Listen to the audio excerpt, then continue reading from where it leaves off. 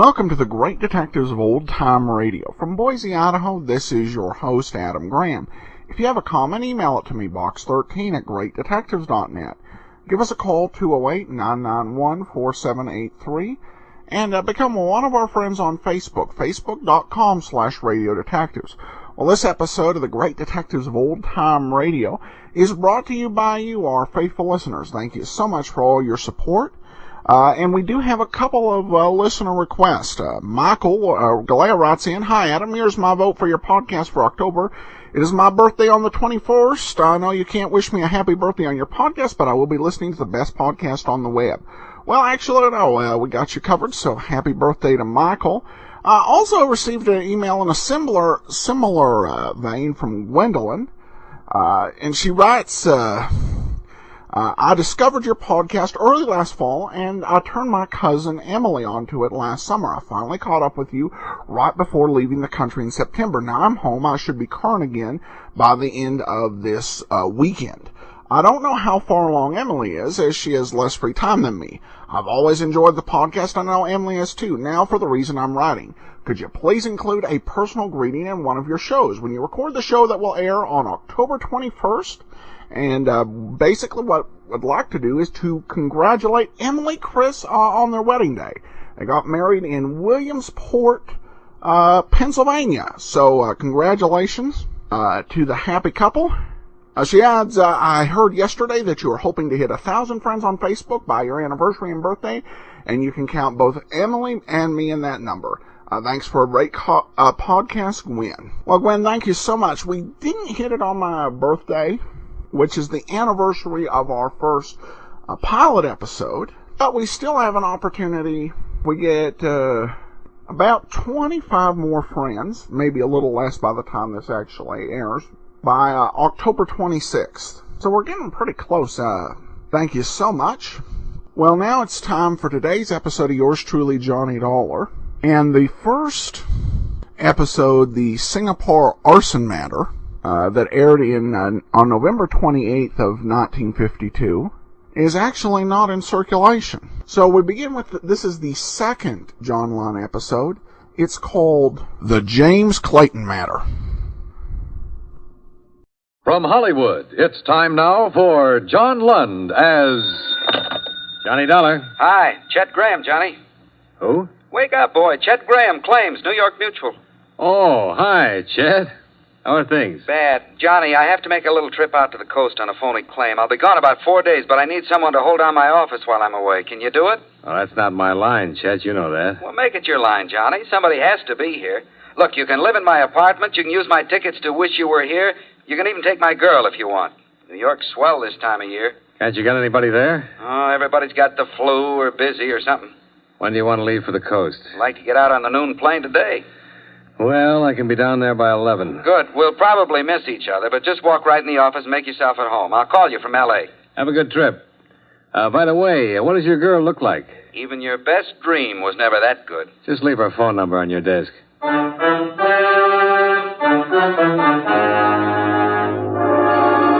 John Lund in a transcribed adventure of the man with the action-packed expense account, America's fabulous freelance insurance investigator. Yours truly, Johnny Dollar.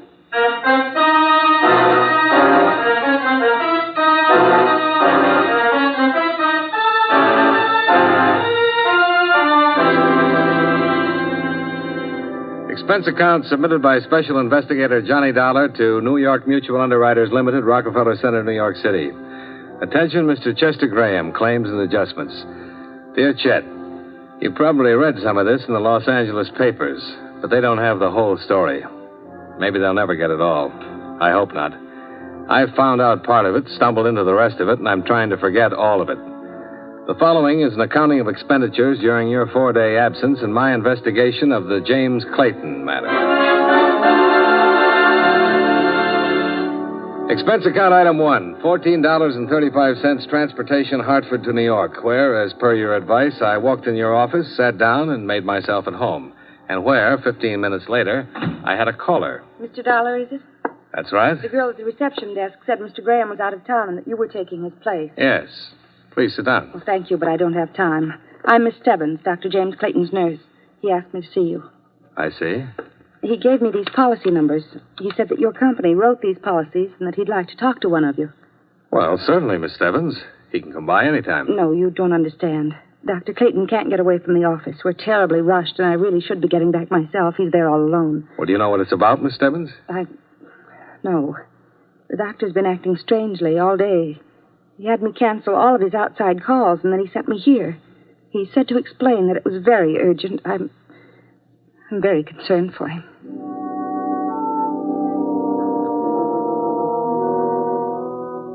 The tall, pale brunette girl in the crisply starched uniform and cape was certainly concerned about something.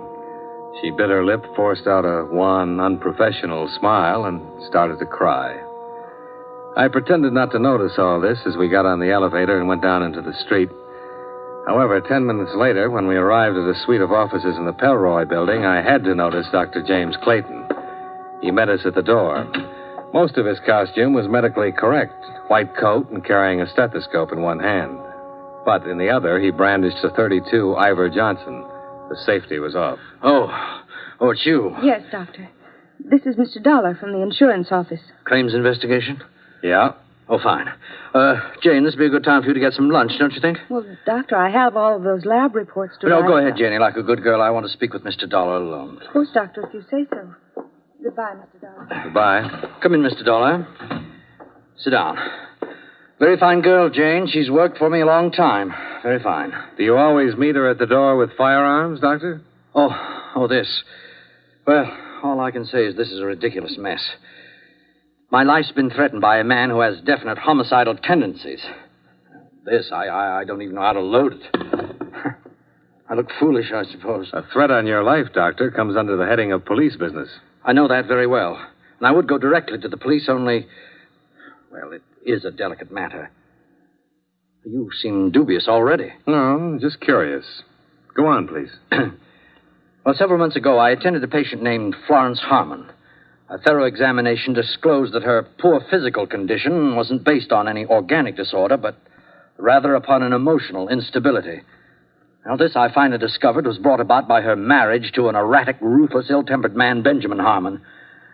I could only advise that she divorce him immediately. Well, that's somewhat extreme, Doctor.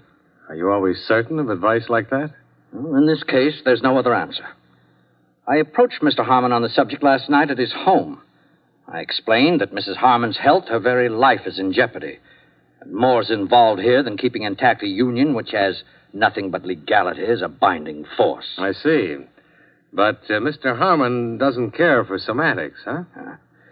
He attacked me. If it hadn't been for the assistance of Mrs. Harmon and a servant, he might have choked me to death. When I left, he threatened me. Then you should have called the police. Yes, I've thought of that. But look, if you approached Harmon in the right manner, Dollar, he might discard his ideas of violence. Well, you're the expert on homicidal tendencies, but the best thing I can see for you is to prefer assault charges and have him locked up. I know all that, but it's for Mrs. Harmon's sake. Please understand, she's been through a shattering ordeal. Look, Mr. Dollar, would you go see him and talk to him? If you think he means it, really, then I'll call the police and prefer charges against him.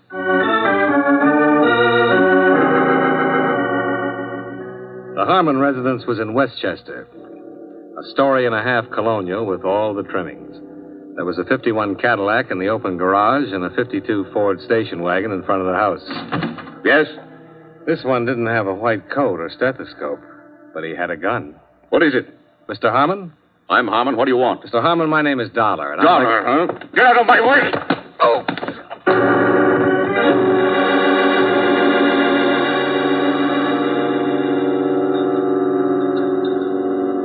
Here, Mr. Dollar.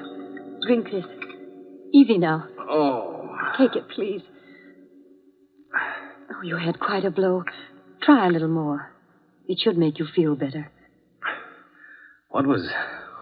Oh, you can bring suit against him, against us. You can do anything you want to, Mr. Dollar. He's just ungovernable. He could easily have killed you. You, Mrs. Harmon? Yes. Your husband think I was the Iceman? Oh, I don't know what he thought. I just heard him yell at you, and when I came to the door, you were lying there, and he'd taken the station wagon and left. Why, last night he even attacked my personal physician and threatened to kill him. I don't know what's gotten into him. You'd better sit down. It's getting better. Where'd he go? Heaven only knows. Mad. That's what he is, Mr. Dollar. Mad. He's liable to do anything. I'm scared. I'm scared, stiff.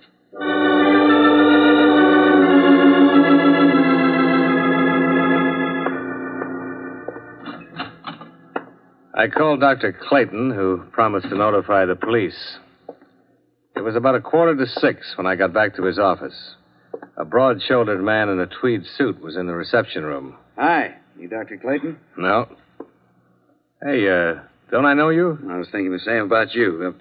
Wait, Dollar? Yeah. Tom Bassman, Central Division. Oh, sure. How are you, Tom? Fine. Hey, you must be the one. What? This Dr. Clayton called downtown about a threat, said his insurance company had advised him to report it. That's right. Well, where is he? Well, he should be here, Tom. What's his nurse say? I rang the buzzer, no one around at all. What's this all about? A man named Benjamin Harmon's threatened the doctor's life. I met him myself. He's carrying a gun, and he looked dangerous to me. I just came from his house. He's still there? No. I better phone in and get a pickup out on him. When the doctor shows up, I'll get a complaint. Oh, hello. Hello. Why, Mr. Dollar. Hello, Miss Stebbins. Dr. Clayton here? This is Sergeant Bassman. We want to see him ourselves. You're a police officer? That's right, miss. I heard him talking to you on the phone. Is anything the matter? Just want to see him. Well, goodness, he sent me out to pick up these things. He was here when I left. Oh, What? perhaps he had an emergency. Well, is there any way we can find out? Well, if he had one, it would be right here on the pad, because I always have to know. That's funny. What? He's on an emergency call, 1213 Alessandro Street. Can I see that, please? Uh-huh. There's no name on this, Miss Stebbins. Do you recognize the address at all? No, I don't. The doctor just wouldn't take a random emergency call unless it were very unusual. This might be unusual. Dollar, how bad off did you think Harmon was? Mad. Had a gun. Cracked me. Plenty rough. Well, this is in the warehouse district. Think we better go down there? I think so.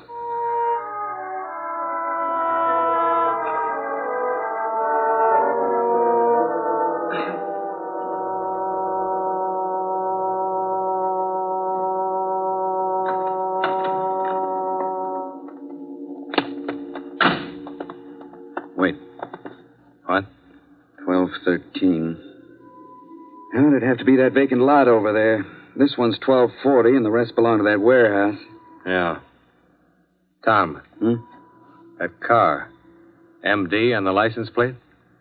Yeah. It might be Clayton's. Yeah.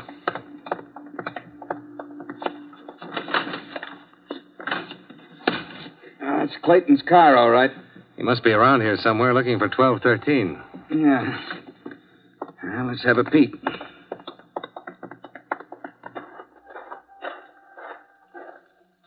Tom. I see. He's had it. Is it Clayton? Yeah, that's him.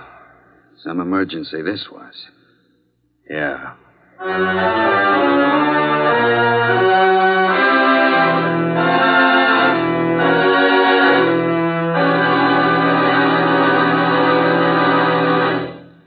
We'll return to yours truly, Johnny Dollar, in just a moment. On weekends, it seems everybody takes his car out on the highways. Some drivers are less experienced than others. They either speed or poke along with a whole stream of cars behind them. Both types are a menace to safety. Whatever you do, be moderate, be obedient to all traffic laws. Be careful, use your head, and don't take chances.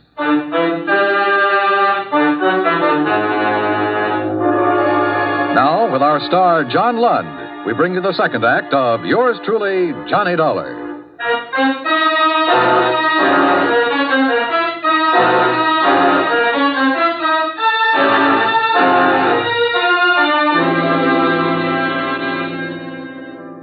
An hour of questioning in the neighborhood turned up two people who recalled hearing the shots.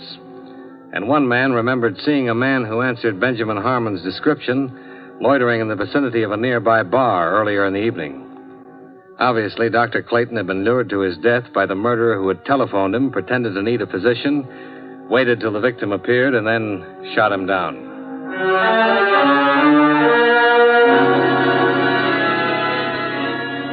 Expense account item 3, $11.65. A good dinner, 3 martinis, tip, and thinking at Toots Shores. After which I strolled over to the Pelroy building. Expense account item 4, $5 even. Bribed watchman. I shouldn't be doing this, you know. Might lose my job over it. I appreciate it. But since you're from the insurance company, I guess you're all right. Just looking around is all. Too bad about the doctor. Nice fella. Very. What do you think you'll find? A policeman been here till almost an hour ago, poking around. You know if they found anything? Sure. Well, what? Doctor's emergency kit. Heard him say he didn't take it with him when he went out on that emergency. Don't be too long.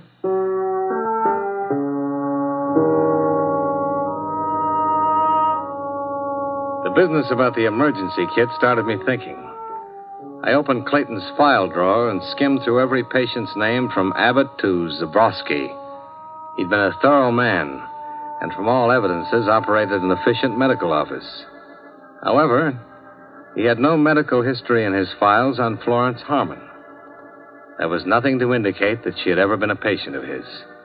On the other hand, there was an entry a year before which showed that he had examined, treated, and discharged Benjamin Harmon as a patient.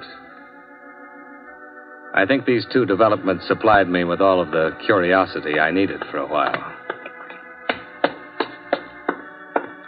Nurse Jane Stebbins' home address was duly noted on Dr. Clayton's phone book. Oakdale House. Surprisingly enough, on Oak Street. Special rates for nurses, room 210.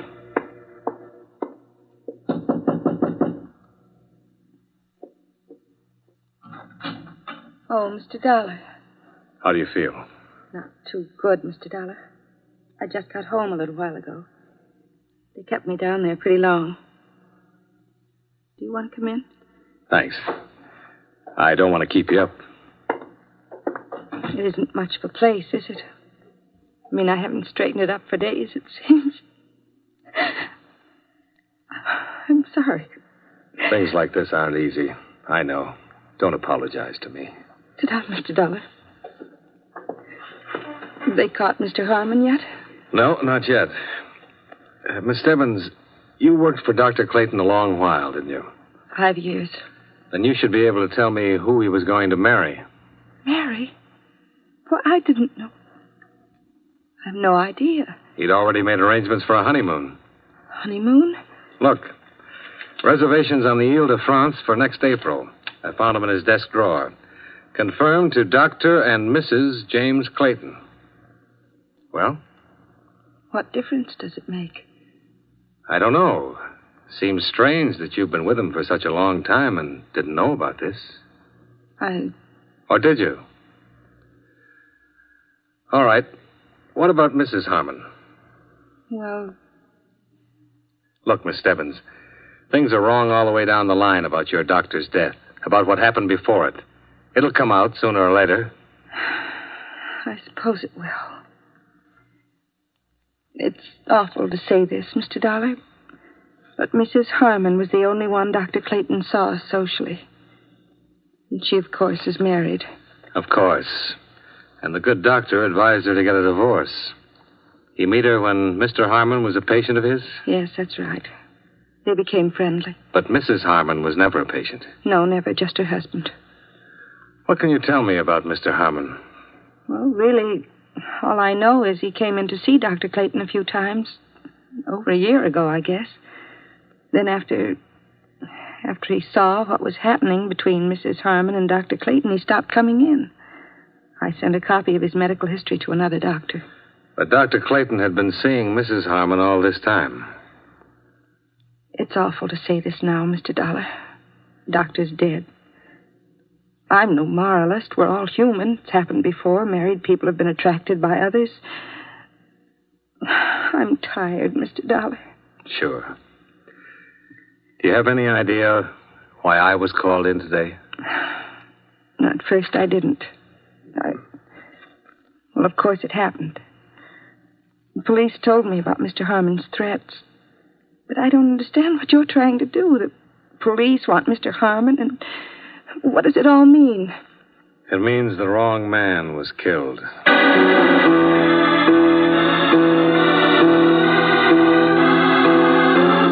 Please, Mr. Dollar. I should have tumbled to it right away, but your husband fit the part too well. Now, look here. I've been through quite enough today with the police looking for Ben. I don't have... You and Clayton. I was going to be the star witness when the state tried him for shooting your husband. Whatever I said as a material witness would back up his self-defense plea and get him off on a justifiable homicide. Isn't that it? I tell you, I won't listen. And you and the doctor would sail to France and live happily ever after. What's the matter? Wouldn't your husband give you a divorce? You won't listen. Go ahead. If you say it's that way, Mr. Dollar, and you know everything, I know you know everything, then it must be that way. Yeah, only it got fouled up. Your husband did shoot your doctor boyfriend after all. Get out of here. Get out of my house. You can't prove anything. You're right, Mrs. Harmon. I can't prove anything. Not a thing. They catch your husband and they'll put him away for it. But you have something to live with for the rest of your life. Or maybe you didn't really love your doctor after all. Get out! Get out! Leave me alone! Leave me alone!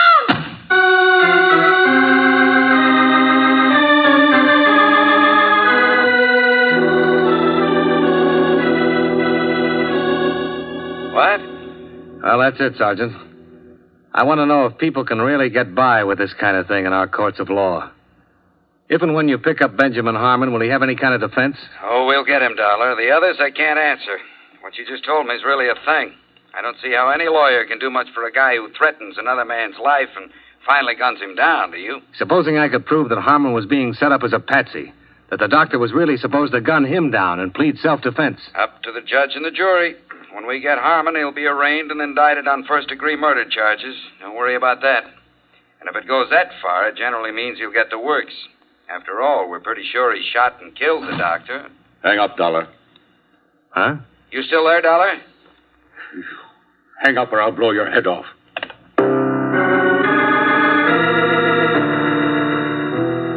Benjamin Harmon wasn't kidding. He was blazing mad. He had a gun, and I knew he wasn't afraid to use it. I was across the street when you left my place a little while ago. Fixing up another deal, were you? I don't know what you're talking about, Harmon. I followed you here so we could have this talk. And we're going to have it, you and I. You ought to put that gun away and let them take you. They'll shoot you down if they see you. Nobody's going to shoot me down, not yet. Now, where's your office? Hartford, Connecticut. I mean here. Where do you practice here? Come on. I don't practice anything here. My office is in Hartford. This apartment belongs to a friend of mine. I'm standing in for him here while he's out of town. Where's his office? New York Mutual Liability. I mean his law office. I want to get down there and see how much... Hold on now. I'm not a lawyer. My friend's not a lawyer. We're insurance investigators. Where's the office? I tell you, Listen. Clayton called me this morning and said a lawyer named Dollar was on his way over to talk to me about divorcing Florence. If you hadn't started swinging that gun butt around, I'd have told you why I was there. I think I know why Clayton called you and told you that, but I don't... You and he were trying to pull something to take my wife away from me. I know that much. You're wrong, Harmon. I didn't know anything about that. Nobody takes my wife away from me. Now, that's the kind of temper that got you in all the trouble you're in. Look, you can shoot me here and I'll be number 2. But they'll get you real easy here. You know I didn't kill Clayton. How do I know you didn't kill him? You threatened him. Half a dozen people heard you threaten him. I have an idea why you did it, and you might have been right, but murder for any reason... Shut up! You're in on it somewhere. You know who did kill him, and you're going to clear me or I'll whip it out of you, Dollar. I'll whip it out of you! Why, you crazy...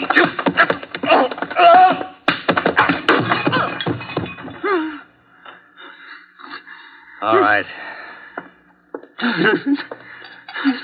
Here. Try this. Go on. I'm tired of fooling with you. Now get on your feet.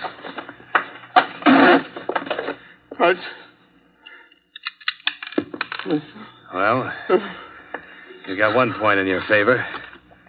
This gun hasn't been fired. Do you have another one? No. Here, take another drink.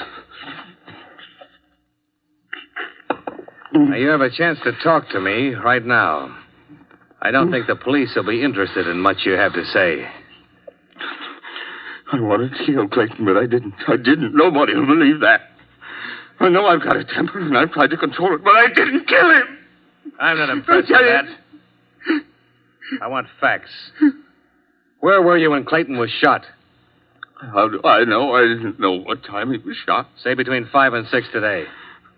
I was out getting mad. Fried. Where? Who saw you? No. After we met, I was so sore, I jumped in the car and went out and bought myself a jug. I know it sounds crazy, but I spent most of the time just sitting in the car down by the docks, just drinking and thinking and getting mad. I don't know what it was. I don't know when I walked over to the saloon, phoned Clayton. I told him I was on Alessandro Street and to come on down. I wanted to have a showdown. You mean you wanted him to come down so you could kill him? Maybe I did have it on my mind. I don't know. I waited an hour or so, but he never showed up. When I called back at his office, nobody answered. So I climbed back in my car, and that's where I heard about my being wanted for killing him. It was on the newscast. I didn't do it, Dollar. I swear I didn't. The others I knew about, and I didn't kill them. What others? Florence always had other friends. Yes, I don't love her anymore, but I don't know. Maybe I hate her for all of it.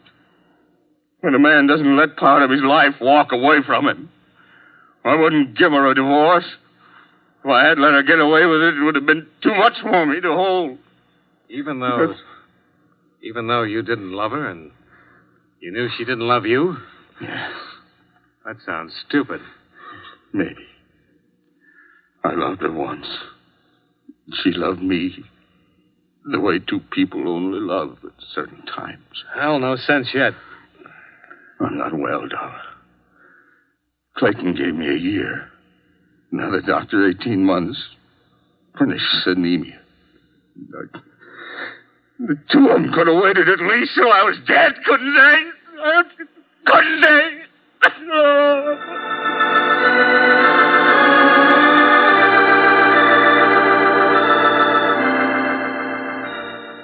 I found some sleeping pills in your medicine cabinet, and I fed him a couple with some hot cocoa. He dropped off to sleep in your bed while I made some phone calls, confirming what he just told me. Expense account item 5, taxi fare, $4.05 back to Oak Street, to Oakdale House.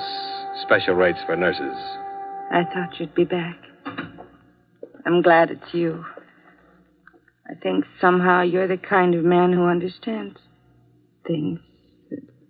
I'll be a good listener. Go ahead. When I first started as his nurse, I fell in love with him.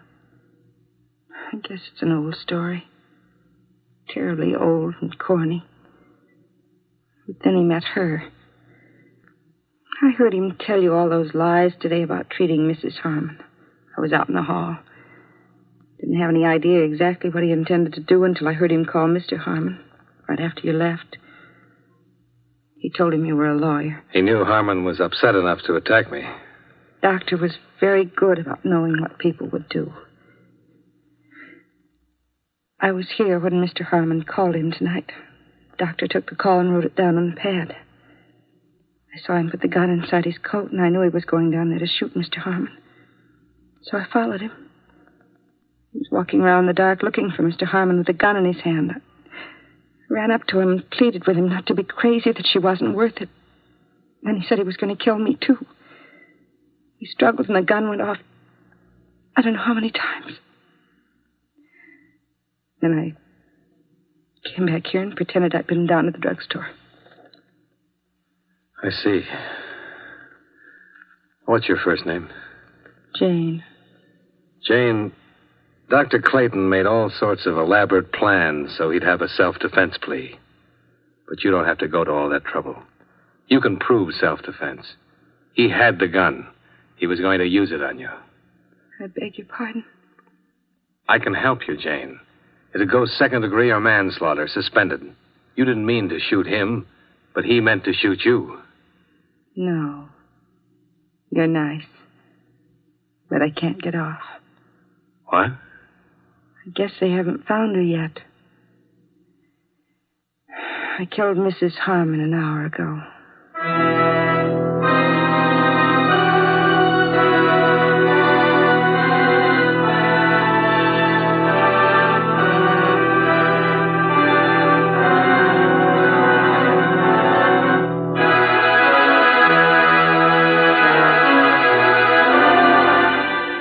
Expense account item 6, same as 1, transportation back to Hartford. I didn't spend any other money, Chet. I didn't meet your girl, and I didn't see the musical. I didn't go anyplace. I just sat in your office and looked at the walls for the next 3 days. I'm leaving this where you'll see it when you come in tomorrow morning. Settle up and don't call me for a long time. A long, long time, if you call at all. Expense account total, $56.35. Yours truly, Johnny Dollar.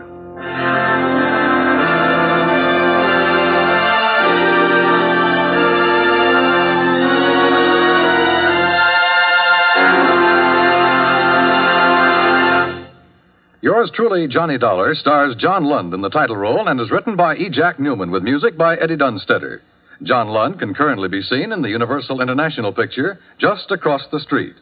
Featured in tonight's cast were Victor Perrin, Virginia Gregg, Joseph Kearns, John McIntyre, and Jeanette Nolan. Yours truly, Johnny Dollar, is transcribed in Hollywood by Jaime Del Valle. Every Sunday, CBS Radio's Bob Trout brings you a timely weekend roundup of world news. As a special eyewitness feature, an overseas CBS Radio News correspondent flies in to give you an up-to-the-minute account of developments on his beat. Don't miss Bob Trout's World News Roundup Sundays on the CBS Radio Network.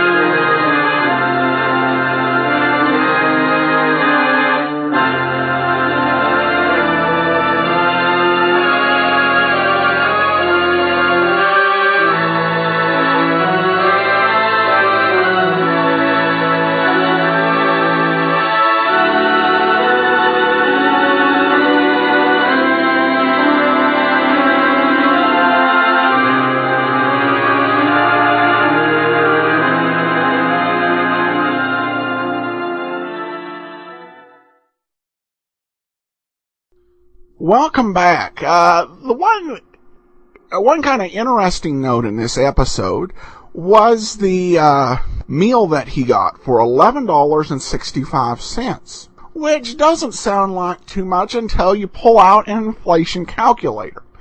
In that case, the meal in today's money, and this was just a meal for Johnny Dollar, would be $94.62.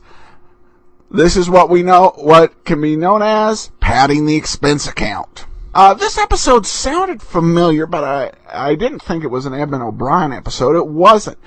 This episode, general plot line was used in a Bob Bailey episode for one of the 5-part serials.